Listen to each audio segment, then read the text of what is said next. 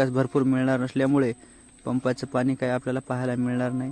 आपण पाहूया याच्या आतमध्ये काय दाखवेल. JK सोलरचा हा कंट्रोल पॅनल आहे.